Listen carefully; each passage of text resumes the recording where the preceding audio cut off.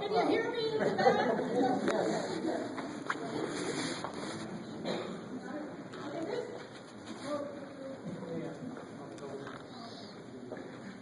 This is an important part of the question that I want to ask, and I think it goes to something that's probably the most crucial issue specific to our region.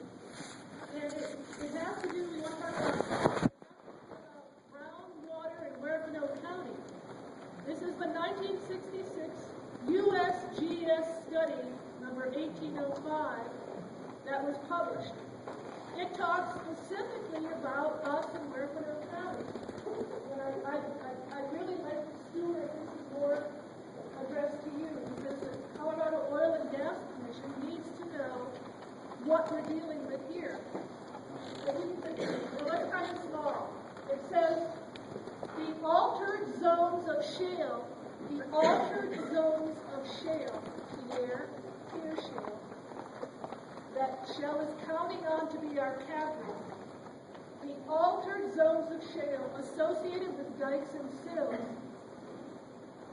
acts as conduits and aquifers to move water. If you're a well driller, you know that when you drill down, before you get to that dike, which doesn't transmit water, you're going to hit a zone that was changed by those dikes coming up with their igneous intrusions.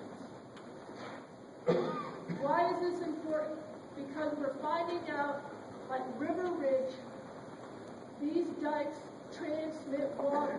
They just don't transmit water like sandstone. They transmit at a rate of 2 to 8 times faster. Is that important?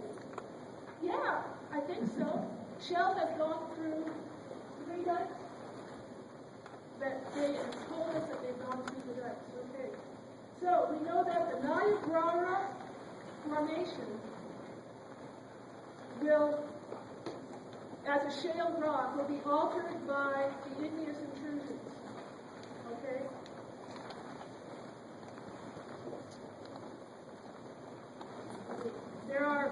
So we have dikes which go up and down, sills which go sideways, and plugs like the Werfeno one and the one over in Werfeno. Okay.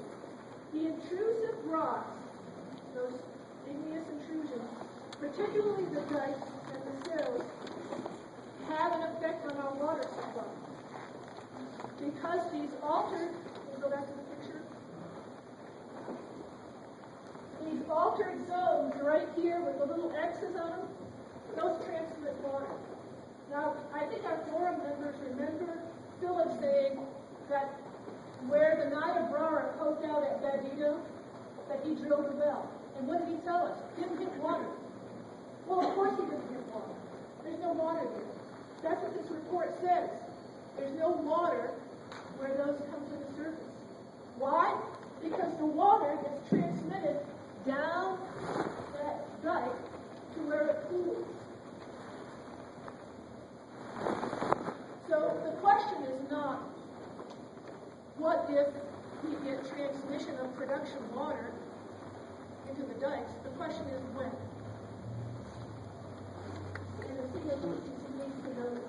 Okay, very quickly. The altered zones of shale associated with dikes, this is right out of the report. The altered zones of shale associated with dikes and sills can be looked upon as conduits and aquifers, which water can move readily. How do we know? Because it happened in River Ridge. We know that. So this figure shows exactly what's happened. So when Philippe said, hey, I drilled up there by Bandito, where that formation hit the surface, I didn't get any water. Well, of course you didn't. Of course you didn't. Then he said, when we drilled our well at Freeman, there was no fresh water in our well. Did you put any water in the well bore? I suspect there's water in that well bore now. I suspect there's no. Where we go? Let's finish it up. Okay. Go ahead. Your question was from Stuart? Okay. I want to do a free for all. So the question is, Stuart, have you taken this into consideration? This is a published study. Have you taken this into consideration? And what are you going to do about it? Yes, I've read that study, and I don't disagree with the context of that study. But you need to put that study in context. When one talks about surface water, that's what they're talking about. They're talking about shallow groundwater. That's what that study is referring to. So that's the first part you need to place this in context. No, it's not talking about shallow groundwater. You have to let me finish the statement, ma'am. It's talking about groundwater. That groundwater and those fractures are in an unconfined state, meaning the stress field is going to allow those fractures to be open. When you go to depth, typically below 2,000 feet, is kind of where the boundaries changes on a stress field. And that's when these fractures are closed. So these fractures, they might be related, if they might be present, related to those dikes or sills. They're closed at depth. And that's based on the stress fields. The overburden stress is that's the weight of the rocks at 2,000 feet becomes the defining stress. The next point you've got to realize is these dikes don't go vertically to the mantle. What they'll do is at a point where maybe the mantle started, I better yield to the geologist this, but I do have a degree in geology, and I was a practicing geophysicist for 15 years. And then I went back to school and got my engineering degree in and around 1990. So I feel like I have a pretty good knowledge background on hydraulic fracturing and stress field. One of my emphases was geotechnical.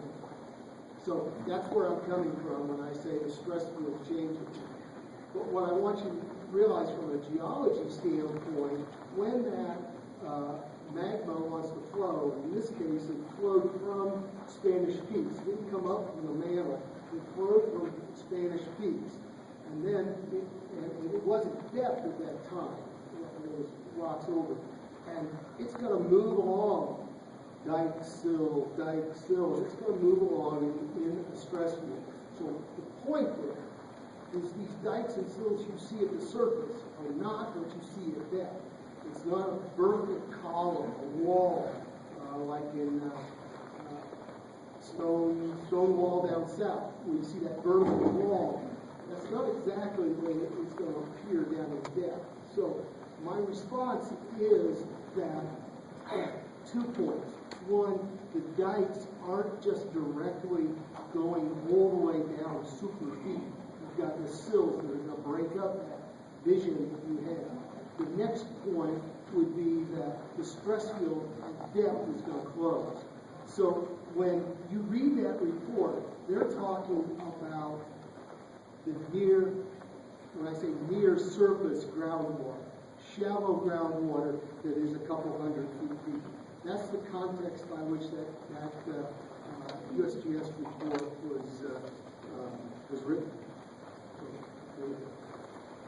We got more. Let's go around. Please. I have two questions. The first one, Michelle, is you plan to do life seismic and listen to your hydraulic fracture.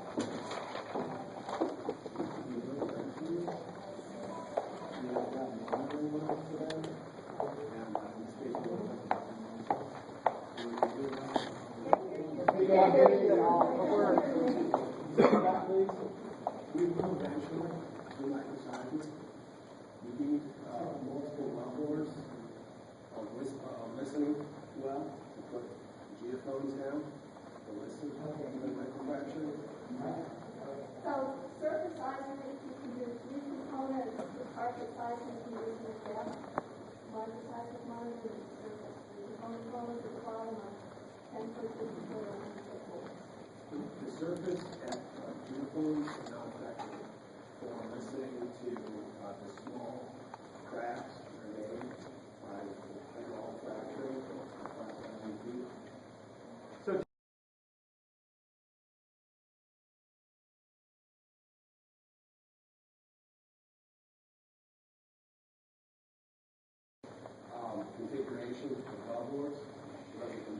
more than one well fillbore. was about the stress. And Stuart was talking about the horizontal cracks in the near surface, and he was saying that he thinks that down to about 2,000 feet they might be open, but then the stress of the overburden is so great, the horizontal cracks could close. But that doesn't mean anything about any vertical or line cracks. No, that's not what I said. That's not what I intended to say. Well, that's What I, heard you well, say. that's not what I. Okay, so very quickly, then we want to get to other questions. So The stress field changes at 2,000 feet.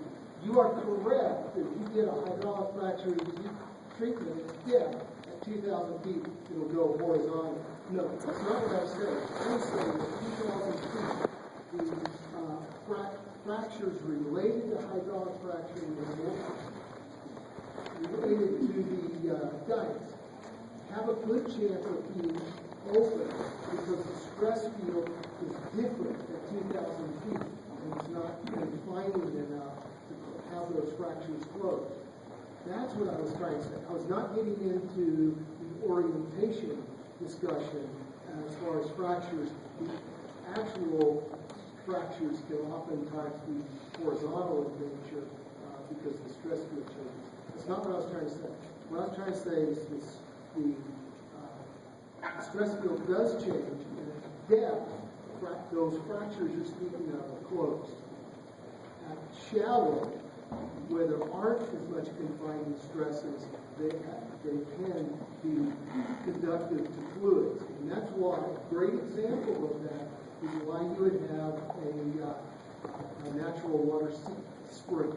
It's a great example of where you have fractures there. That's what I'm saying. You mentioned a different topic. Ales. Plural. I have a lot of questions. I'm sure you But do. they're very brief. We got about an hour, so very good. Okay. I have a map that I pulled off of the great map on the DOTCC website with all the surrounding wells around it. Now, if you guys are fracturing the horizontal directional, there are some wells in this area that have been tested. And I was wondering if Shell would consider, or the COGCC would consider testing these additional wells before this well is fracked. That would really make people feel better. Because there's been a lot of questions. I'm also the local government designee for this area, and questions have been put to me about the depth of the surface casing being 300 feet, about 30 feet, and there's a very few wells that go down over 800 feet in this area. And people are concerned that the surface casing goes down about 830 feet, and if there's fracking to be done, is it possible that these wells can be contaminated? And I think it would make people feel better if this area was surveyed, which I've spoken to the engineer at COGCC, and these wells were taken into consideration. If Shell would go talk to these people, and if I could pull this information, anyone can, because I'm not that computer savvy, but if somebody could go around and talk to these individual well owners and see what, and explain to them their options for getting their well tested, I think that would be a great thing to do. So don't have questions for folks in town, Brian? Well, it's just a suggestion to Shell. They're going to have to go back to their drawing board and discuss it. Oh, let's let them answer, actually. They might Okay. say yes to something. We are conducting water well testing. The depths, Louder. additional barriers, the surface casing, Yes, sir. the surface casing, and then there's the intermediate casing. To isolate from the groundwater. With the cement, you will be doing the cement on the wall. So, and we are sampling 2 wells within a mile off of the motor. We sample So I was requesting to make the neighbors feel more confident if you would consider expanding your well-kept compass to extend it to the people that are close to the end of that diagonal well bore. But that's between subsurface, we have well bores. That's over. Like we're talking about the caliber of bullet we're going to be shot with. The shallow basin. And that's what it is.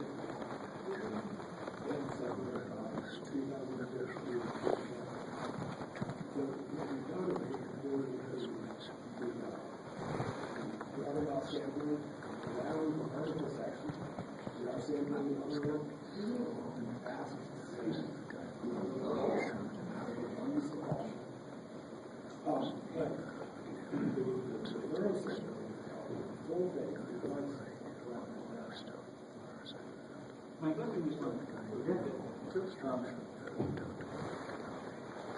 you should look at, the commission should look at, the work by Tom Meyer, data, who did some modeling of these pathways and found that once you overpressure the subsurface, rapidly increase the rate of He sent no questions to Kelly. How do you sleep? That was one of them. How do you sleep at night? Concern is the growth above the water line. She's asking the domestic well testing at that location. When you look at Tom Meyer, you say one thing to the county commission about domestic wells. Domestic wells have a problem when it comes to the validity of their scientific research. We find that both the industry and the commission have faulted the maintenance of the domestic well owner once a problem occurs. Therefore, my recommendation is that the county order Shell to drill dedicated monitoring, at least for the first series of tasks. Because you don't want to run into a problem down the road that a domestic well owner may have done some maintenance that interferes with the site. And you do want to pull in close to the well, especially above its horizontal line, to see if what Sandy was talking about, those pathways, are actually creating some transmissivity vertically. In addition to what Stuart pointed out about at depth having sealed fractures and reducing these fluids can move up, not in a hydraulic kind of fluid way, but just in place. And that's what may have happened here effectively. So keep in mind, we've had this commission fail this county, and now it's the only commission checking between this company and your future. So I want to make sure that we're moving a little more rapidly from question to question. Dan, do one more, and then we're going to move on. I'll come back to your comment. Wait a minute, I can't allow him to speak. We actually don't want to do a whole back and forth up here. The question was whether Shell would do something.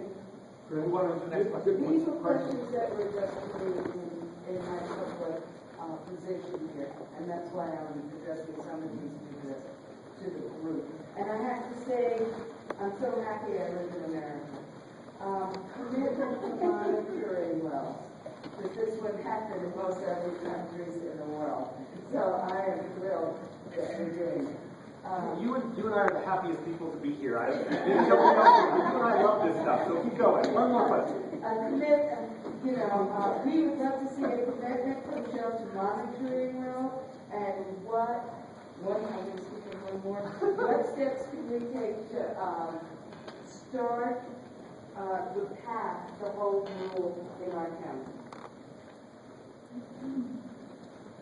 Well, I mean, there are only 4 home rule counties in the state. Hickenlooper, and that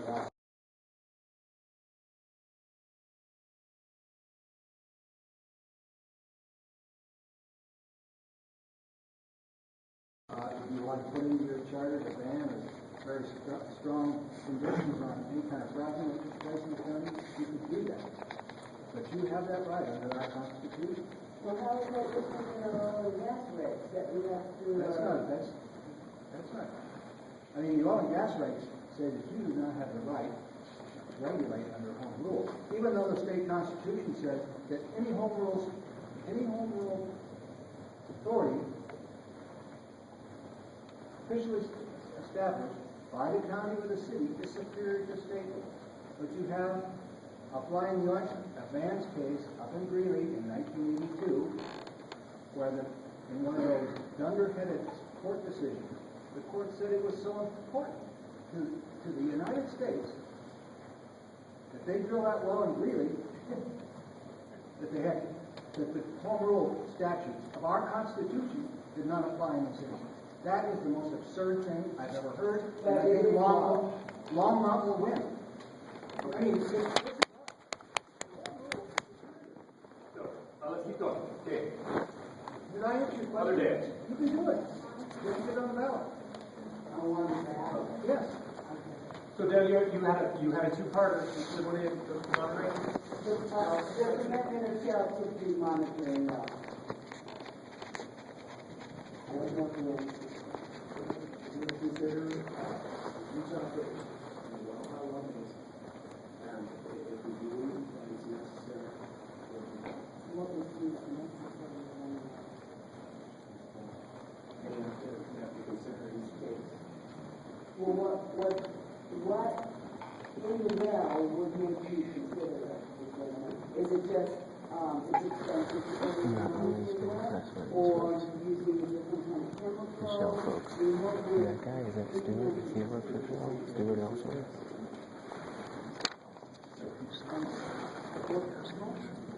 Well, putting holes in the ground I talked to him today for about 40 minutes. about what we constitute a will.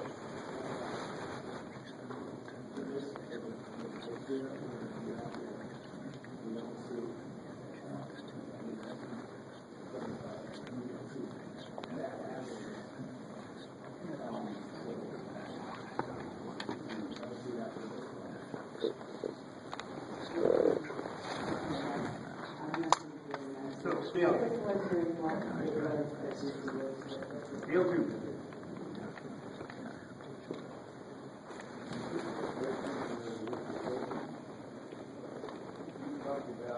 Air quality. Well, you know, Worknell County is full of mines. Can't hear you. Worknell County is full of mines, and they used to dynamite down there. That's called fracking. Today, I guess. To get the coal out, they had to pump air in so the coal miners could go in and dig that coal. And there's a lot of people probably in this crowd that's been here for 60, 70 years. And that air pollution didn't seem to bother them in the coal mines. Is that the same thing you're talking about? The natural gas that comes out of the oil well? Well, both Dr. Colburn and Dr. Cleanstim study didn't give information on CH4 level. Nothing is not toxic. Nothing is explosive. So if a person or animal is exposed to methane, what these compressors were identifying was non-methane items, the higher particles, particularly toxic are the polynuclear methane items. These are coming out of oil and gas fields, not dry wells, not dry coal. So it's part of the product. Benzene, iodine, ethylene, xylene, among others. So that's what they were describing as a health risk. And keep in mind, that health risk occurred under these excellent state rules, under wells that were properly operated under the state rules. The problem in identifying that as a risk is neither the EPA or the state have incorporated the scientific criteria of risk into standards.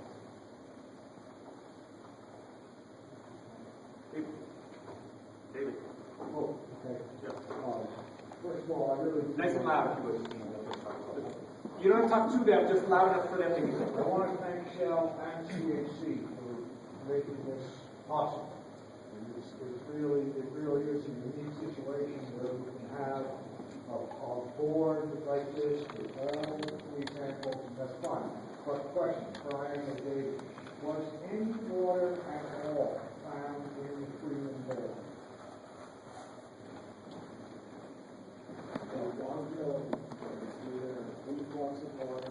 You stand up and speak louder, please, sir. I mean, I know you use water in drilling, but were any aquifers, brine, other potable, or any of them identified in the Freeman Bay?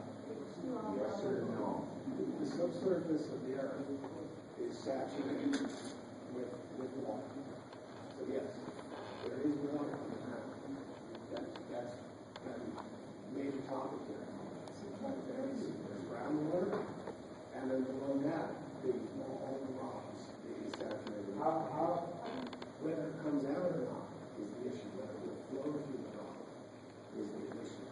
But while drilling Freeman well, no water flowed into the well, and we did not, we didn't flow out of the well in the vertical section. And that was from the first 800 feet down to the final 7,000 foot. I'm trying to get an answer.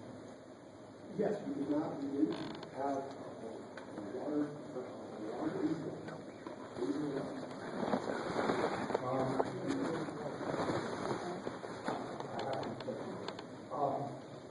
one thing I think that we all have to make clear, and this includes everybody on the board, is that there seems to be a confusion as we talk about the problems we have with coal bed methane and the difference between that and 7,000 foot, unpressurized, anticline, experimental wells in the middle of what we know is essentially the most, if there is a geologically stable area in Rathenow County, besides east, that's about as, the middle of that valley is about as geologically stable as we can find.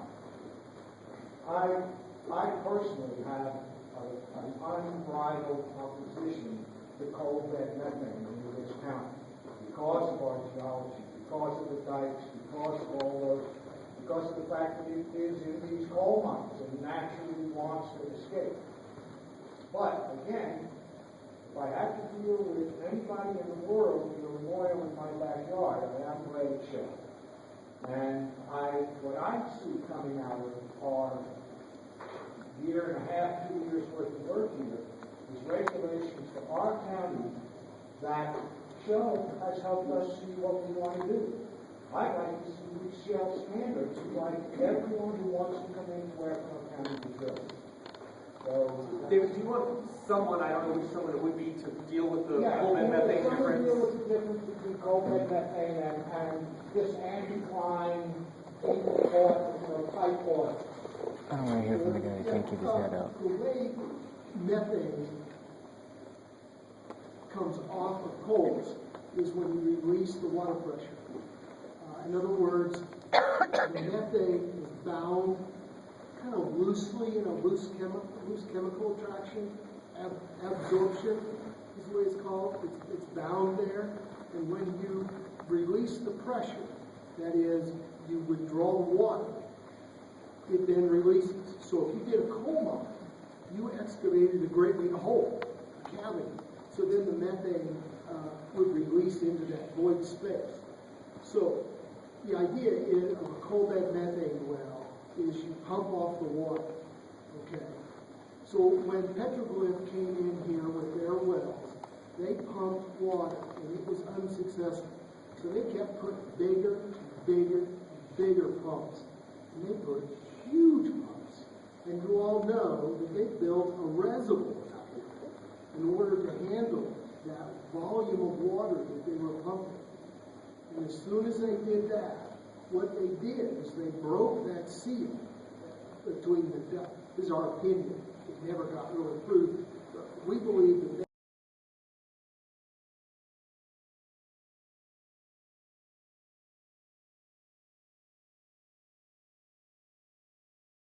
to it. The coal beds coming right up to it.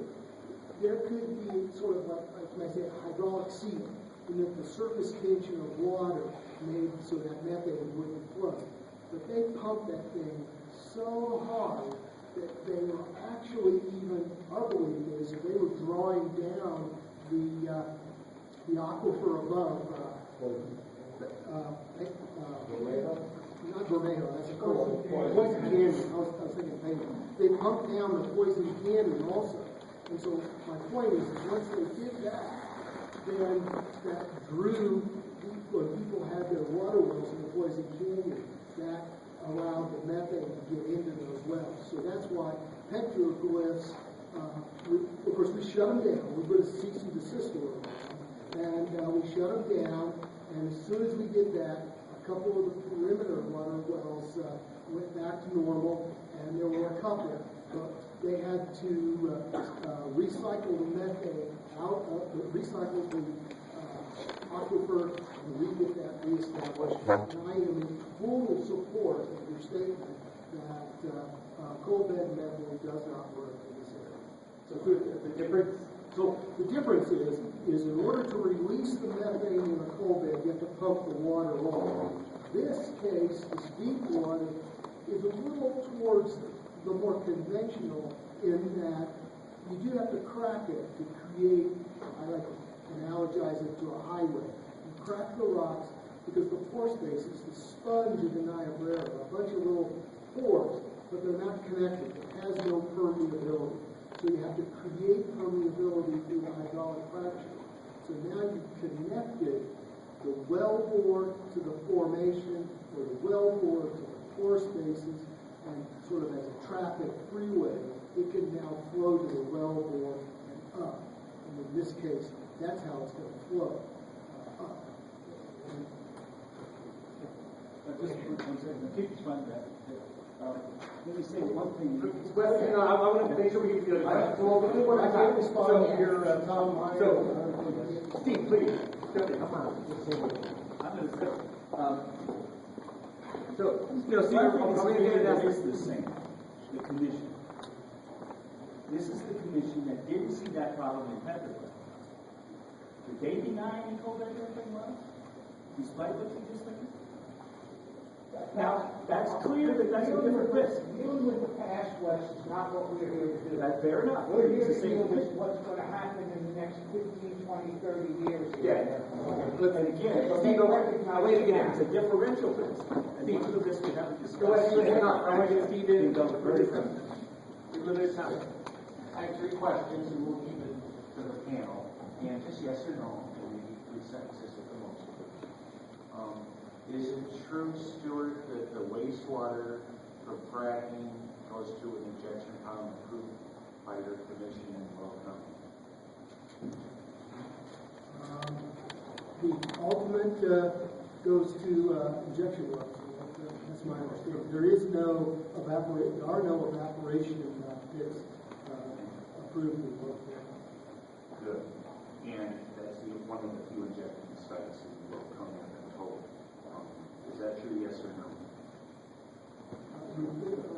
Okay, I'll ask another question. Did your commission increase the distance to a residence where originally set up in terms of feet? That was recently about 6 months ago, was state regulations, is that true? We increased the setbacks to 500 feet. And From 200? From in a residential area from 350. And if an operator wants to go closer, they have to ask for variance. Considering what Bill, Wes, and Bruce spoke about, volatile compounds coming out as gas within half a mile, did you think that was just a few feet, or did you maybe make it a half a mile in the future? The answer to that question is I believe that it is better to remove the emissions than to allow the emissions. And that's why in our new rulemaking, we're requiring emission control devices on all oil and gas sites. I don't think And as an example of how your regulations evolve, did you increase the citizen environmental representation commission in lesson history? I heard that was taught in the state. We have a 9-member board. Only three of that 9-member are allowed to have an oil and gas background. The rest, example one, is the director of the health department. And then we've got Andrew Spielman, who's on the air. It was in 2008.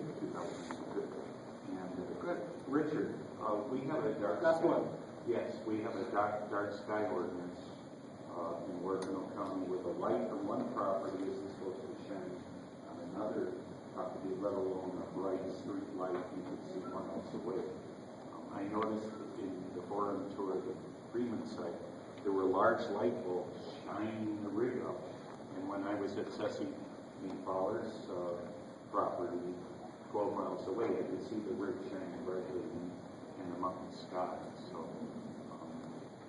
do you think that you might consider, at least yes or no, asking the subcontractors to be considerate of this ordinance, even though the planning and zoning, to encourage the hoops you have to jump through, maybe your industry exempt from this ordinance? Would you ask them maybe to put these light bulbs on top, shining down, in accordance with the dark sky ordinance of Waterville County? Well, I certainly consider engaging my technical folks and getting their views on it. Perhaps they can have forward if they do need to forward. Just 1 second. There are hundreds of Colorado Springs. The Astronomical Society comes to the North Gardner area every summer, where there's 200 people with telescopes. And satellite imagery shows that behind the wet mountains, it's the darkest spot between the springs and Taos. So we have enjoyed it that way. And it's one of our resources here in Waterville County. Thank you. Good. Jack. I want to get Jack. Again, these folks are the ones that should be directed, make very direct questions to Shell, in order to do what they want. So, Jack, please. Question for the Shell staff. First of all, given the problems which are caused by water and chemicals used to frack, has any research been done on an alternative method of fracturing rock underground? Yes, so there are some, what they call, industry would call water fracks, where it's almost all nothing but water. And they're always looking, I know that the companies are always looking for greener chemicals. I know that work is ongoing. I couldn't say it fast. Well, they use propane. Propane. Propane. That's about, not propane. That would need an addition to it. Liquid.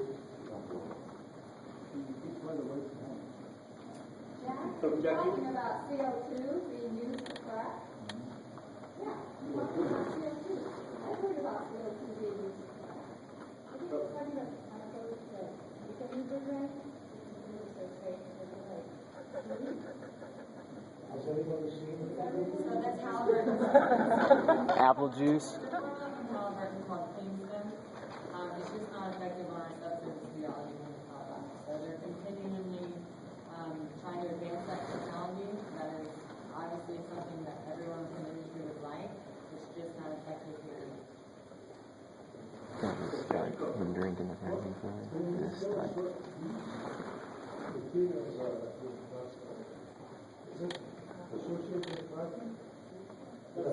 Those are the little pieces that go, those are the problems.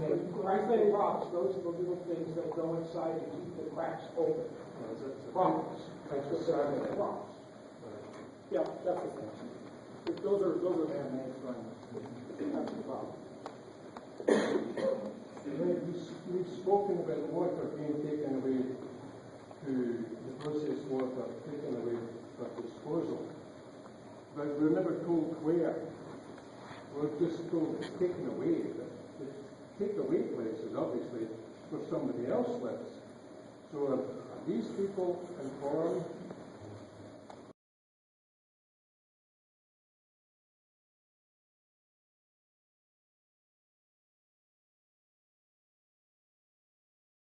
Shell has approved for that waste to go to. One of them is near Enron, Colorado. The other one is near Florida. Flynn, Viro, and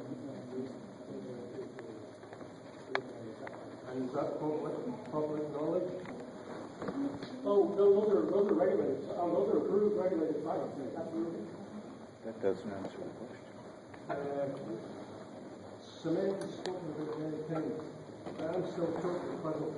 The cement can mean many things. What is the base of the cement? The base of the cement. Yeah, like in the building trade, we use cement and it's basically limestone. And still the case. These have been specially designed to handle, over the years, oil field conditions, downhole temperatures, expected pressures. So they're modified from what you see, you make the pipe out of it. But it's still, the base is still the same. It's limestone.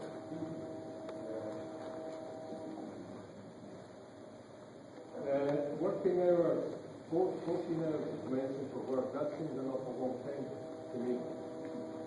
Basically, to me, is not.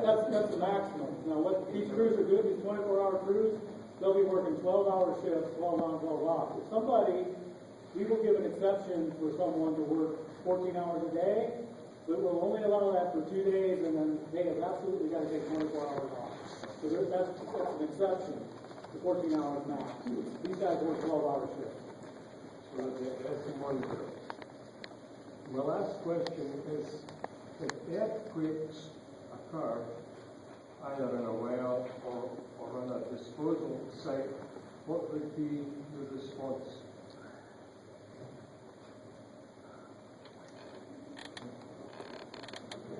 What happens if you frack and there's an earthquake? You do what after that? Hypothetically. Come on, the guy in the orange. He's just smiling. So they say you don't know. You don't know. He's a salesman. It's all good. You don't have it here in Colorado. Yes. Never in Colorado. So any plan you're doing earthquakes and Sure, I mean, then emergency response plan is just to take the temperature. People would be notified. I'm sure we would. The whoever monitors seismic activity is going to be able to pinpoint where it came from.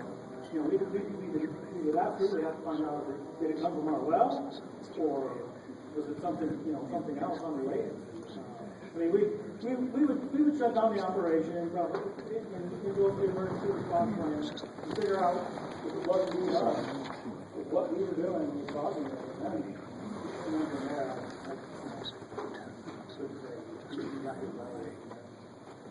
I believe there were earthquakes in England.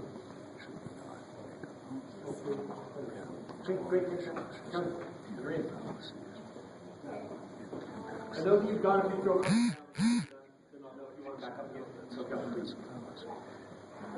so question is for Stuart. You said that CPAP is roughly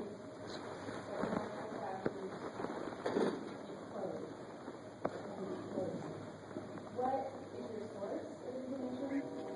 How do you do that?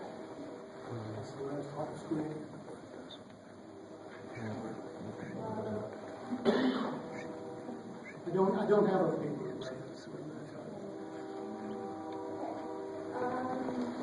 And how do you know that's true for you? What sources do you have to understand that? Kelly, I do have your email because you call a lot. I'll go back. I got a disk full have hydraulic fracturing articles. I'll send you one. The best I can do. I'm happy to send it to you. Talks about stress field.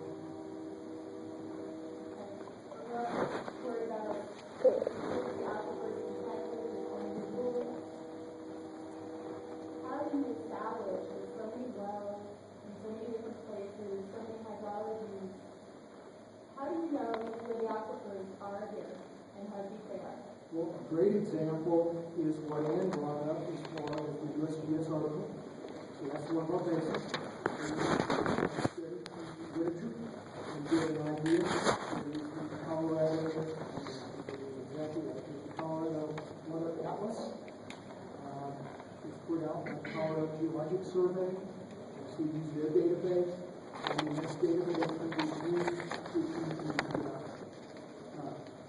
the Division of Water Resources. We have access to all the water wells drilled in the state of Colorado, permitted water wells. And if we use that, that gives us a data. And the third piece of information is that based on that knowledge, we then, oil and gas companies are required to submit us their geophysical logs, petrophysical logs, and so we do is review those logs, which is a recent log, electric log, and we do that so we combine that information so that we can get an understanding of where those freshwater are. And so we can capture what we know is the done in the water. That's how we do it. Every well is reviewed.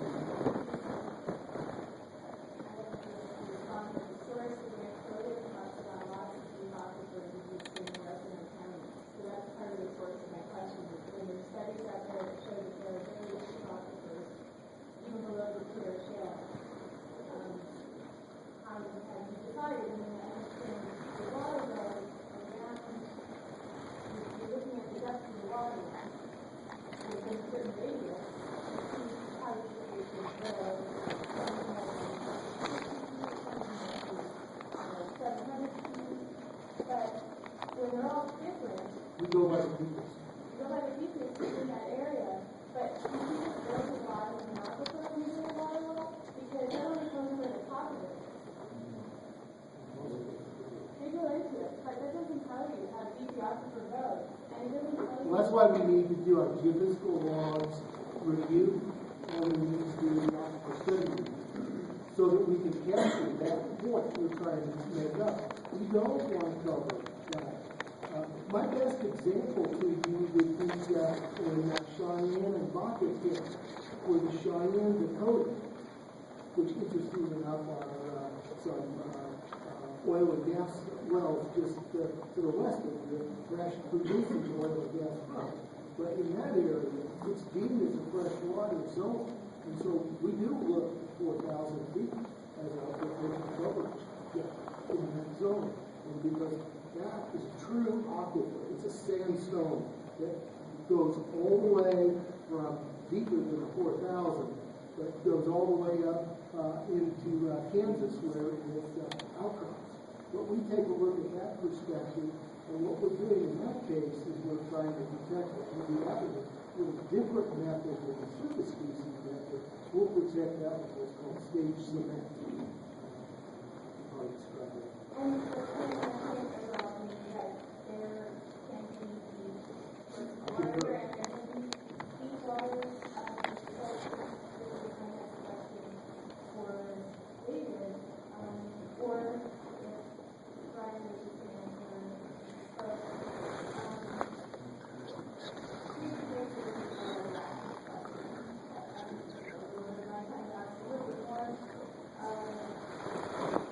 So you said you didn't see water in the river?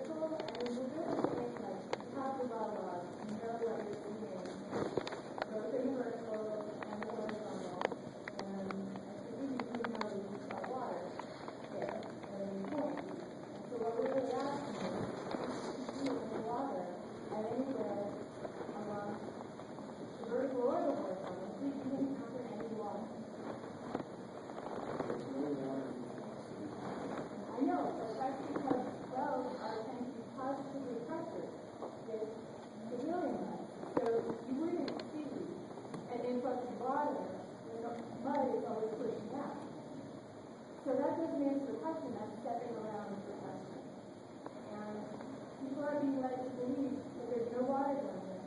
But certain people have heard that there was actually warm water, hot water, and fountains. So we want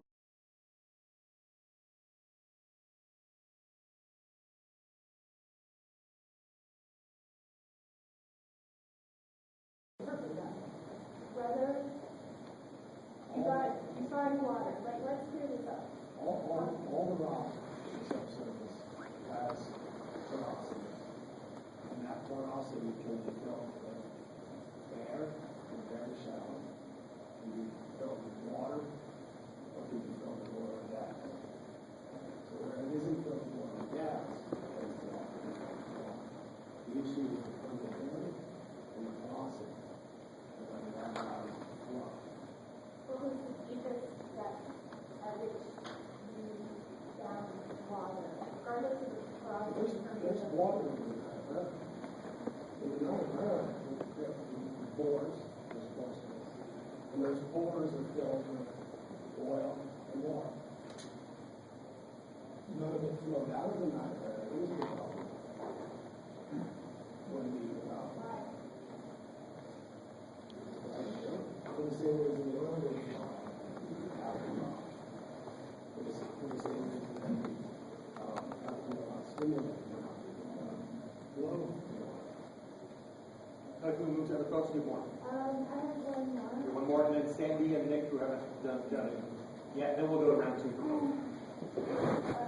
David, you mentioned an additional study of study surface features within a given proximity to the wellbore, and that's to help establish the practical and migrate, validating information and studying subject features.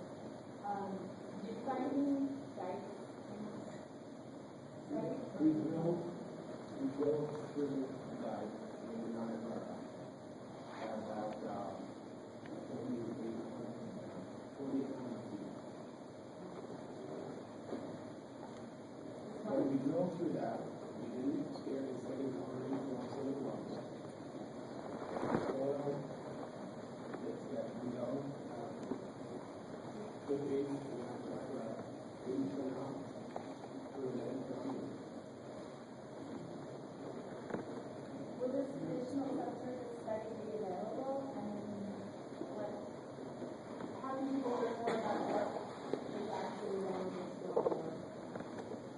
It's internal. These things, these interviews now, they're all by law basis. On the subsurface to surface communications. And we don't reach them on those basis.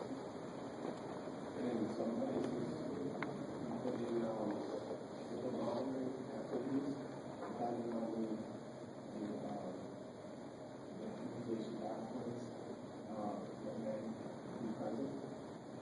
We don't see any communication pathways here.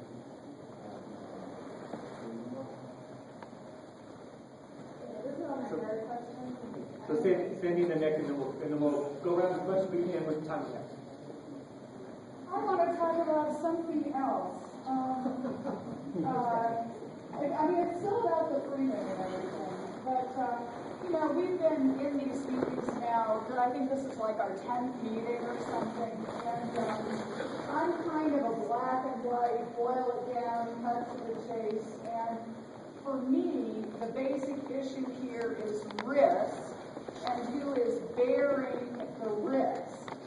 And as much as I appreciate, and I really do appreciate the panelists for showing up, I appreciate Shell for continuing to stay involved with our community, and I think that's good. I'm glad that they have this aspiration to excellence and the strictest standards in the industry, and that they want to help allay our concerns.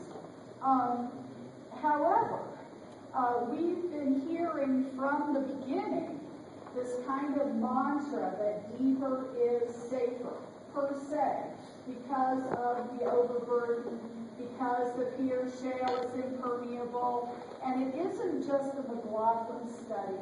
It's a 1957 author, I think his name is Johnson or Stevenson or something like that, and I apologize for not coming prepared. It is cited in the paper that I wrote about a year ago. And that guy basically says none of these layers are impermeable. That just doesn't exist, okay? So there is no real impermeability, period, okay? I don't want to talk about dikes and metamorphosis and blah, blah, blah. I want to make a couple more little points, and then I'm going to ask my question. So the overburden, no matter how heavy it is, if you're going to fracture it, the whole idea is to bust it up so you can get that oil to flow so that you can produce the oil, okay? The idea that you know how far those fractures are actually going to extend, we don't. We saw that chart. Some of them can go more than 1,500 feet, okay? We don't really know what direction they're going to go in. We can guess, all right? Without monitoring wells, we don't really know, okay? So the overburden doesn't protect us. The fractures are designed to fracture and can go further than we think.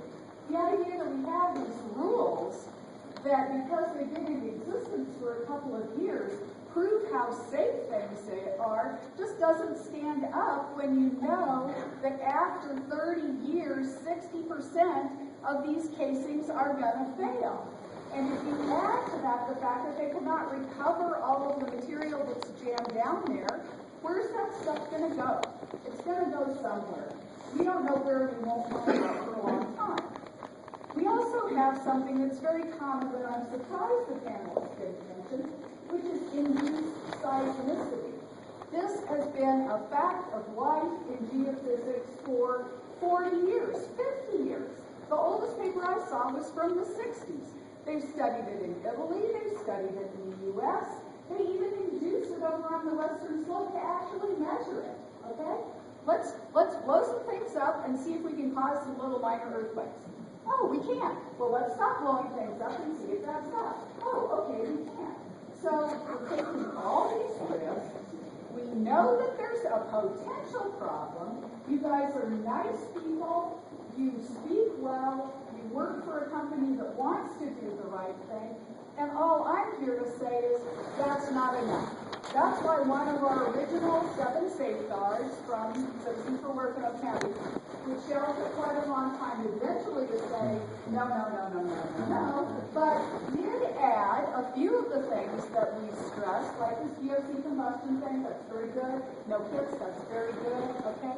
But one of our 7 safeguards was money up front. I want to suggest that if there were a bond, if there were an escrow account of a sufficiently large amount, money that would be set aside, that would be available if any subcontractor or contractor or anything bad happens, that money would be there for us to draw on. Now, that's not a rule, you know. I know, and we had kind of a false start here a while back. Kent's not here tonight. You know, we made a deal 25, 30 years ago with the Sheep Mountain people, ARPA, okay? Made a deal with them. They basically made what we're now calling memos of understanding, okay? My question for Shell, because we're about to frack here, and it has risks, and no matter how good these people are, there's a possibility that harm could come to us. Is Shell open to creating a memo of understanding, with some kind of monetary protection for us in the event that in this third of the 3 drainages in the Raton Basin, the other 2 have already had problems, but we have problems in this one. Are you open to that? I'm not aware of a precedent for that. I don't have I would welcome the viewpoints of others in the room, but I'm not aware of a precedent for that. The bonding is very low. The bonding is very low. It's a significant adjustment. So I'm asking, regardless of precedent, this is an unprecedented meeting. I don't know any community that's done what we've done. So we're asking for a lot because we live here.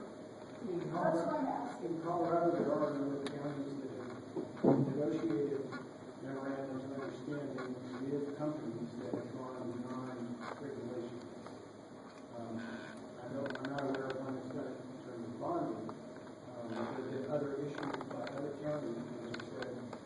because of our circumstances, we want these regs to cover our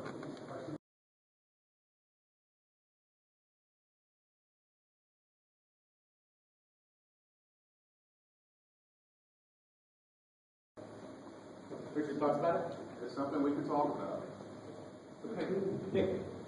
I just had a quick question. I know they've had, been able to clean sewage and wastewater, and I was wondering if there's water that you using the fracking system with their cold water. Or I know they're not for consumption or anything, but is there any possibility to observe those for other uses like bonds? Yes, once water goes down in oil and gas well, it is classified by EPA as exploration and production waste. So it's a pretty arduous, you have to go to the health department to get that water classified. But the answer to your question is yes. Right now on average in Colorado, about 60%, 55% of the water in oil and gas is recycled. And the point is that 2010 study that people are referring to did not have any kind of reference on recycling. Because at the time that we worked with the Division of Water Resources to construct that document, we didn't have a handle on that. But since we now got folks reporting numbers, we've been able to compute on average number for what waters are recycled. It's true that there's going to be used water in the field for refract, but that water is never returned to our surface water as far as now. It never has been. It could be done, but it would be extremely expensive. And why go to that expense? Shell made $8 billion in the first quarter. They could damn well afford to buy. So they're not going to spend money on cleaning up water if they don't have to.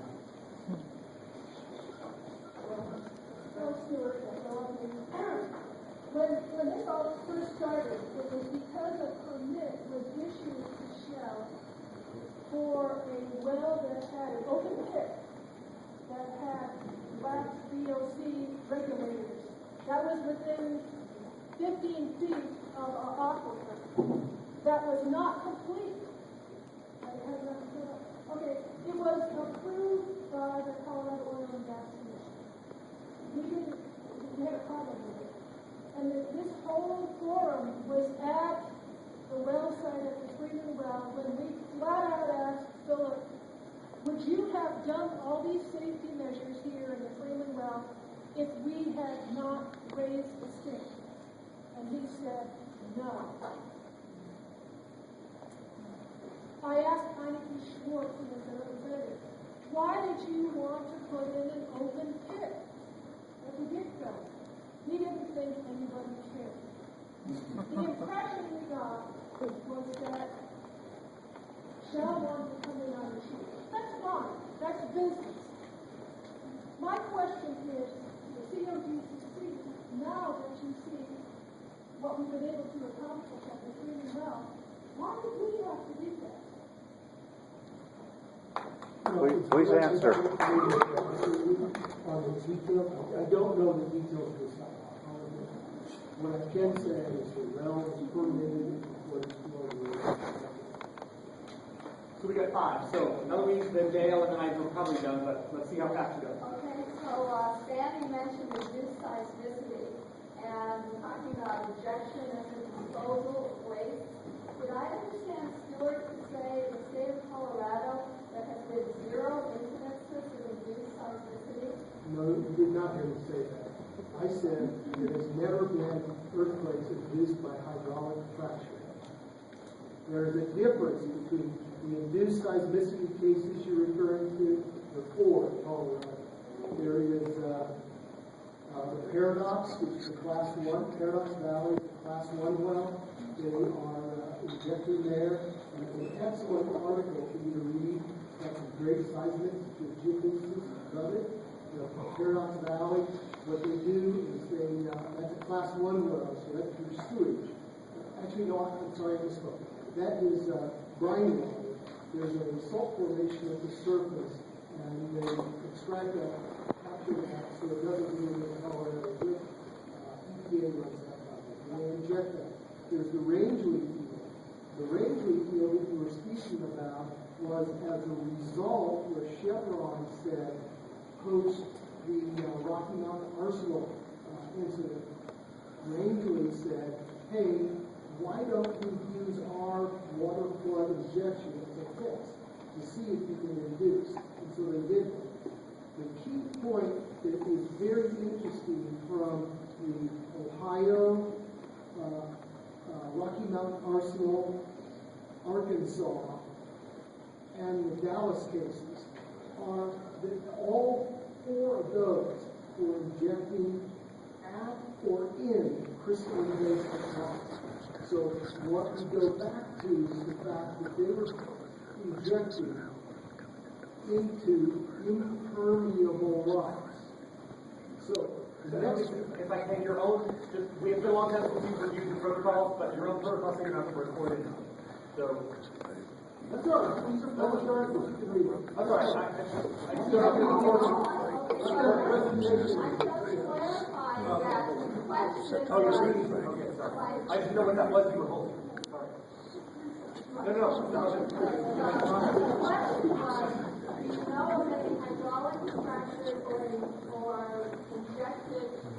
No, the question was hydraulic fracturing induced earthquake. That was my response. No. Well, so induced seismicity, That's the a large injection of volume. wastewater can cause earthquakes. Okay, Dale. I want to clarify one point. Yeah. The reason we have this forum is because of the Board of Commissioners and Planning and Zoning dating back to June. It wasn't the baby CHC. They did have, I'm not saying they didn't have a lot of input, but because of the County Commissioners and Planning and Zoning that this forum exists. And I have one question. How long after the perforated pipe is removed are you guys planning to frack? It'll be roughly a month. Okay. Dave, last one, I think. The last one was, Yep. We got two. I recommended this to Philip. I'll recommend it to you. You invested a lot in Western County.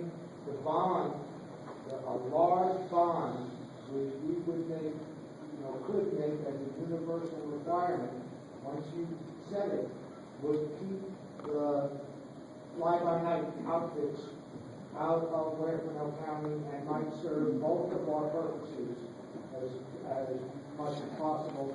And the second thing is, there are, and I know you know that the on-site reclamation developments in water filtration, which is my old district, are leaps and bounds. And one of the things that you guys have done, I wish you'd done this from the very beginning. I wanted you to make a movie about how good shell could be in a beautiful environment like ours, and to prove how it could be done. The final step would be that you know that our most precious resource is our water, and if you respect the water, that you use the way that we respect as farmers and ranchers and people who live with this water. We've got a story to tell that we can tell around the world, and hopefully maintain. Okay, so we're at our stop time. We only have a few minutes before you all take out of here at 8:30. So a couple of procedural things, if I might. You're ready for public with this meeting, and you're not going to let the public ask any Right. questions? This is a working meeting for the forum, and they took up all the airtime for all the questions. I'm even cutting them off. So we got a couple more minutes for a couple of processing, and then we're going, and then we're done.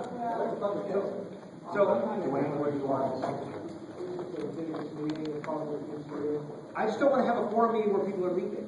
So if people are getting up and going at 8:30 because they have kids or whatever else they got to do.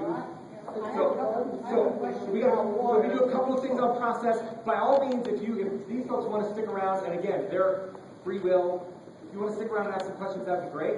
But very quickly for the forum, here's what I know about your participants. J.J. Cookus is gone and not coming back. Charles Bryant gone, not coming back. I was doing this from memory. Kent, no, Kent, I hope Kent will come back, but the planning and zoning needs to sort out your own participation, so I've been talking to Bonnie and Gail about that. And lastly, Ken Snyder has tons of work and is not coming back. So what I'll do is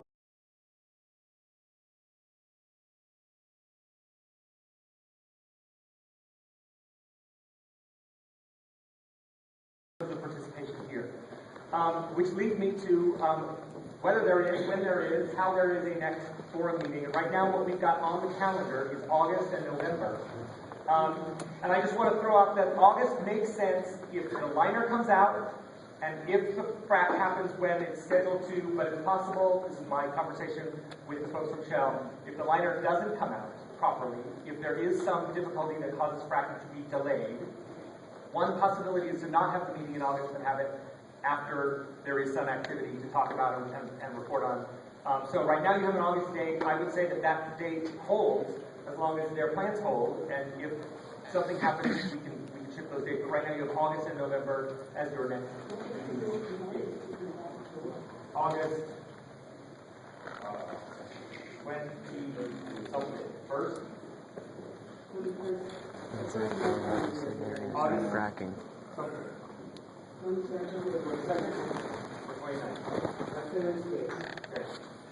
So, August and November, again, I'll be back in touch, and I'll be in touch with the Planning and Zoning Commission on the schedule. So, anything else on the process side? Yeah. I just wanted to ask, Caitlin, you're in touch with Mike on a regular basis, so if something happens, you'll be letting him know so that we can be kept abreast. Similar to how on Monday, some emails and groups that work for you guys. Yeah. Meet your activities. Yeah. So, similar to Okay, Ford, thank you.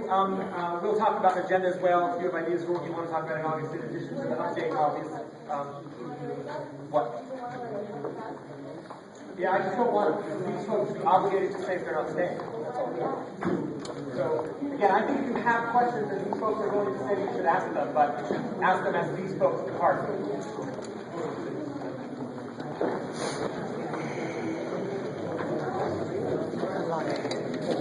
What? It's still time to be polite? Why is it still time to be polite? I don't understand that. I don't understand that. When people are trying to poison your water, that's polite? Right. Help me understand. You've been here longer. That's polite? No, it's not. So then why am I being polite in response? Because... Why are you asking me to be polite in response? I gotta understand that. Why? Because you don't know your level. These people here that come and stand and talk and say these things aren't the people in the field that are doing the work. And I've met the people in the field that do the work. And it's a very different world. So what the public's being told and what's going to happen out there are two very different things. So you're going to go...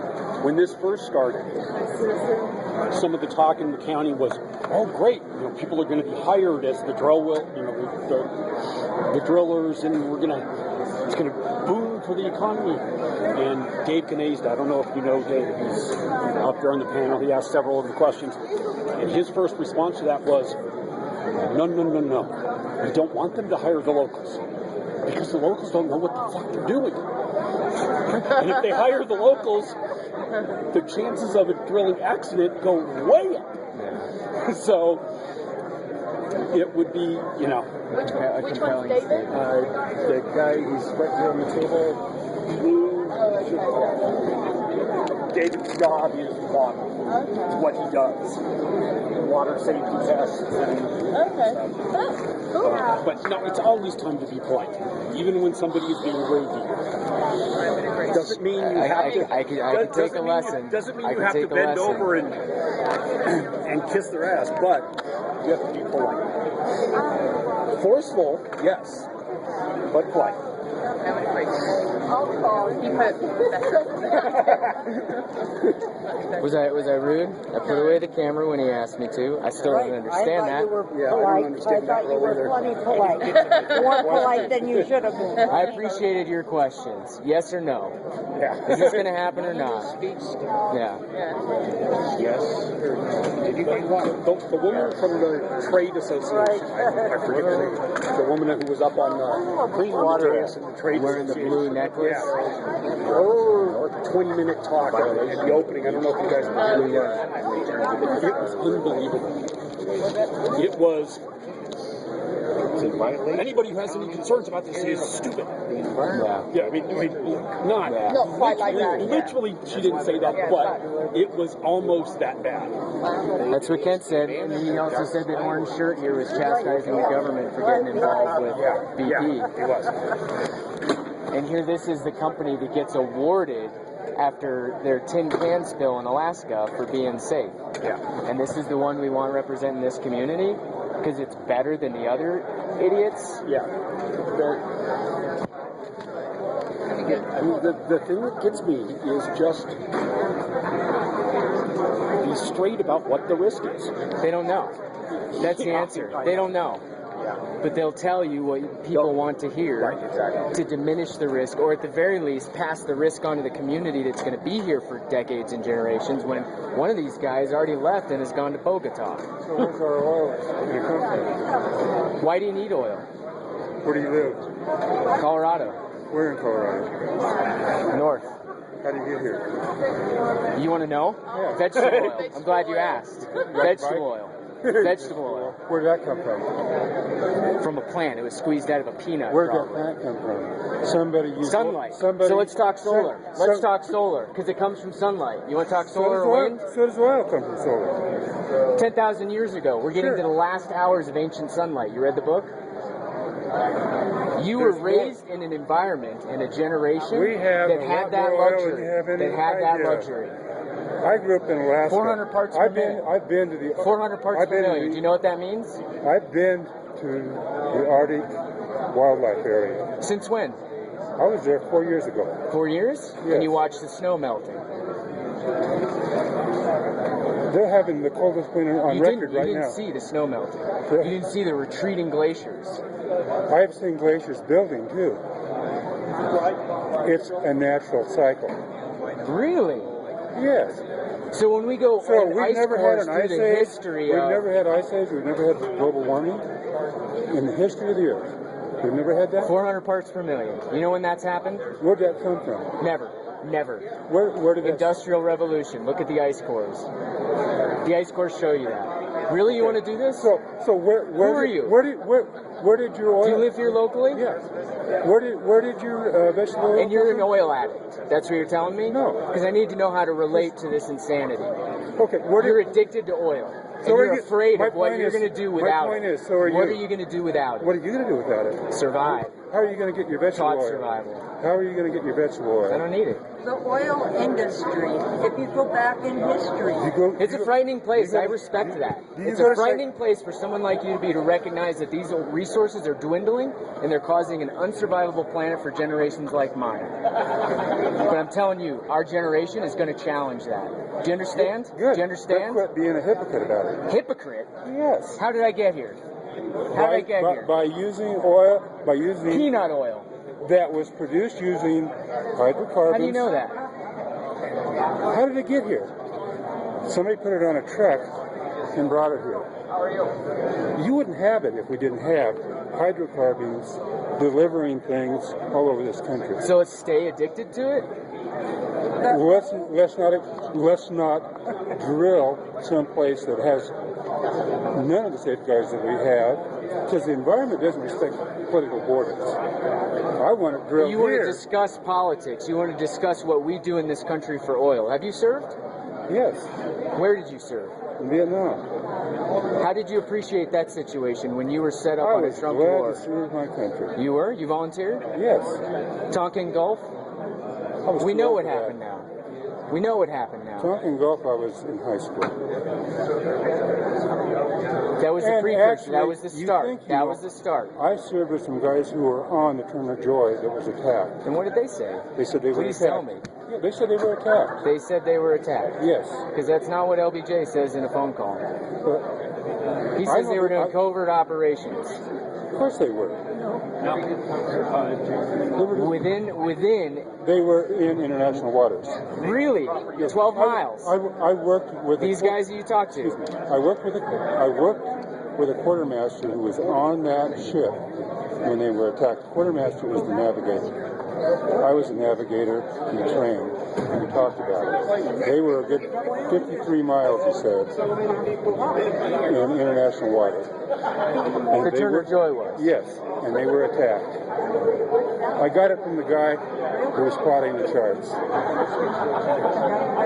You know the guy on the Turner Joy that was plotting the charts Yes. and their location. I was...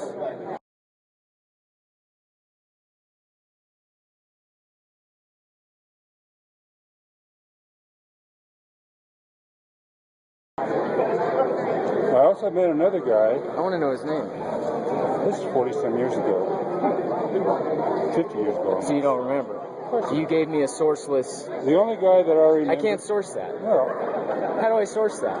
How do I know you're not just feeding me a line of bull to you don't. create your own story? Just like I don't know that you came in here on peanut oil. I can show you. Take it outside. You want to see it? You can lick it. I wouldn't you know can smell that it was. Stick your finger. Smell it. You can't tell oil.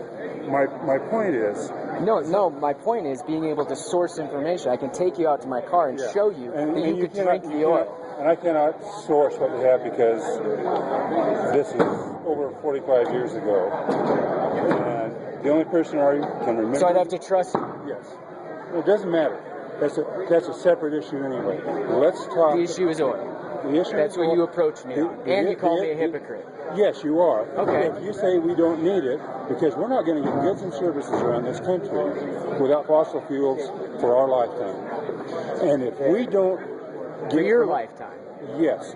And if we have to rely on going to get oil from foreign countries that don't have the environmental safeties that we do, and my grandkids will have to go fight and give their lives so somebody can have oil from the Middle East, that's wrong. I want to get it from here. If I'm going to use it, it should come from my backyard.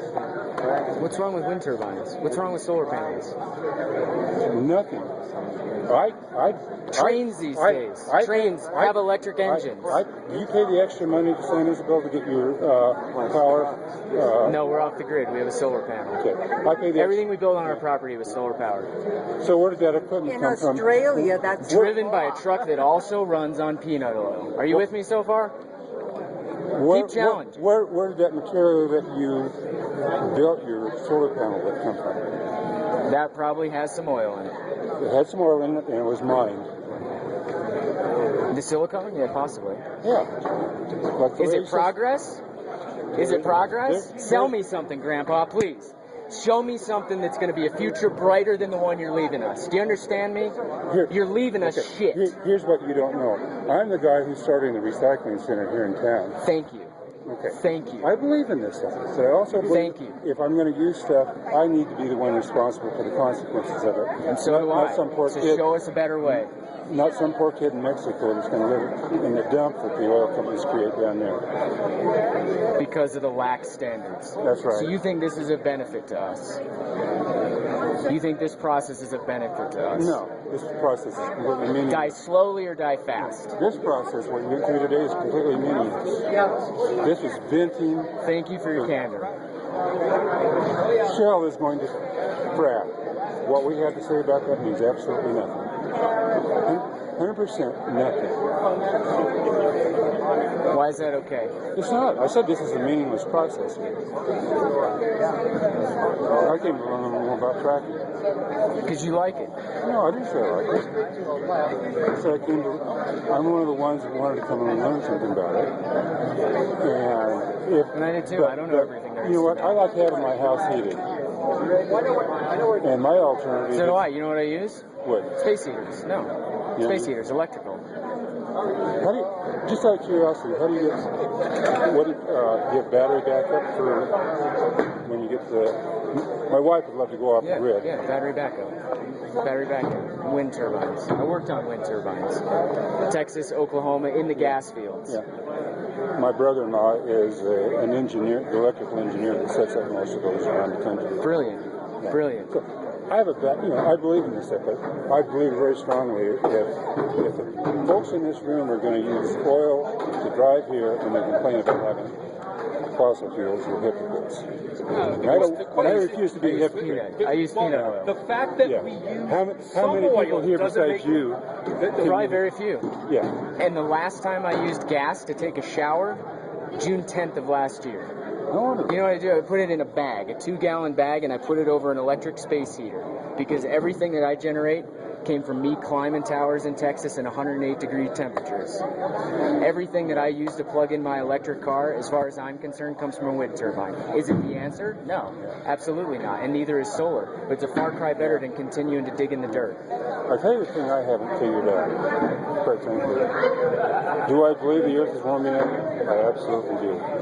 Do I believe it's mostly human contribution? There's a human contribution, but is that human contribution so much that it's worth completely destroying the economies of the developed countries and leaving India and China out of the formula, who are the worst offenders in solving that? Debatable. I don't live in India or China. I'm not going to argue with you on that. Well, and I lived in Alaska, where we would get terrible amounts of acid rain coming from the Soviet Union. It was dangerous. Those places are not going to. Yes. And I can remember as a kid, when I was in the Navy, being in Long Beach, California. Yeah. It was so bad, I couldn't walk from one end of the Navy base to the other without my eyes just pop out of my head. Yeah. It's so much cleaner. This country is doing some good things. I agree, and I respect much of what was laid before us. And please don't take from me that I'm an unappreciative junior member. What I see though is scary to our generation. And I don't think you're a Luddite either. I don't know what that means, but I imagine somebody wants to live in a cave. Okay, no. But I have. I've probably spent over a year living in a tarp, under a tarp that was made with fossil fuels, which helps me recognize we have to kick this. We have to kick this. Yeah, and that's why I drive a hybrid. Wonderful. It's a start. I believe in all this stuff. But I also believe I am not going to live in this earth without making an impact on it. So I need to step up and say that impact needs to happen onto somebody else who lives in a place where they have less say over what's going on. Why would you send that to them? That's what I'm saying. We don't want to do. If we're going to use the Earth's resources, why not use our own instead of somebody else's? And use them as responsibly as we possibly can. Yes. That's my only agenda on. I'm Jason. I'm Dennis. Pleased to meet you, Dennis. And I appreciate your service. And I feel the same way when people say it to me. But it's important because at some point in your life you were willing to die for something more important than yourself. No, that's why I went in the Navy. You joined up. Yeah. My dad was in the Navy too. Yeah. Quite frankly, I didn't think I was going to end up over there, so I joined the Navy. And then when I got sent over there, I felt like actually I was, this is like going to prison. Yeah. I don't have any choice in this. We made some improvements. We just created prison psychologically now for kids. You can't feel like a man unless you go and serve. Although, it's not as common as you think. I've been watching, the paper just came out with the pictures of all the new graduates. Yeah. This is the first year in 3 years they've listed as the future plans for any of the kids to be in the military. We've got 2 kids in the county I'm heading out. We plan to be in I'll be up Walsenburg. within the next week. And I'm a former school superintendent. Are you? Yeah. See, we could talk more about education too, then, because I was a substitute teacher for 3.5 years, and my mother was a special educator. I admire that. I couldn't do that. She worked with the roughest, including me. A lot of the kids I see who are going to college are 2 or 3 years away emotionally from being ready to go to college. And something like the military with some structure. Some adults are 2 to 3 years away emotionally from being adults. Yeah. You got the big one? So, All right. Good seeing you. Thanks for tipping me off. And I hope this lets you drive down here. I wish you could My wood shop. Right. Need one of those. Building that first. Yes. For practice. To make sure that I get all the techniques right. And if I don't get it perfect, that's okay. At what point do we stop biting our tongue? And that's what Lexi's saying. Be polite. I'm happy to be polite, but I got something to say. And it's not. This is not okay. So as soon as I get that right in, I'm 4 miles further up the road than Mission Public.